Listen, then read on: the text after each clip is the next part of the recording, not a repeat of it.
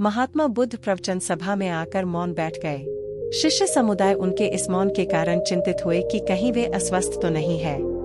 आखिर एक शिष्य ने पूछ ही लिया, भंते, आप आज इस तरह मौन क्यों हैं? वे नहीं बोले तो दूसरे शिष्य ने फिर पूछा, गुरुदेव, आप स्वस्थ तो हैं? बुद्ध फिर भी मौन ही बैठे रहे। इतने में बाहर से एक व्यक्ति ने जोर से पूछा, आज आपने मुझे धर्मसभा में आने की अनुमति क्यों नहीं दी? बुद्ध ने कोई उत्तर नहीं दिया और आंखें बंद कर ध्यानमग्न हो गए। वह बाहर खड़ा व्यक्ति और जोर से बोला, मुझे धर्मसभा में क्यों नहीं आने दिया जा रहा है?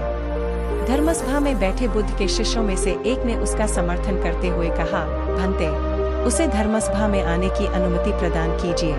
महात्मा बुद्ध ने आंखें खोली और बोले, नहीं, उसे अनुमति नहीं दी जा सकती है क्योंकि वह अछूत है। अछूत? मगर क्यों? सारे शिष्य सुनकर आश्चर्य में पड़ गए कि भंते यह छुआछूत कब से मानने लग गए। महात्मा बुद्ध ने शिष्य समुदाय के मन के भावों को ताड़ते हुए कहा, हाँ, वह अछूत है। वह आज अपनी पत्नी से लड़कर आया है। क्रोध से जीवन की शांति भंग होती है। क्रोधी व्यक्ति मानसिक हिंसा करता है। इस क्रोध के कारण ही शारीरिक हिंसा होती है। क्रोध करने वाला अछूत होता है क्योंकि उसकी विचार तरंगें दूसरों को भी प्रभावित करती हैं। उसे आज धर्मसभा से बाहर ही रहना चाहिए।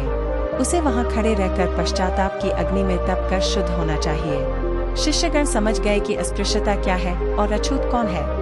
उस व्यक्ति को भी बहुत पश्चाताप हुआ। उसने कभी भी क्रोध न करने का प्रण लिया। बुद्ध ने उसे धर्मसभा में आने की अनुमति प्रदान की।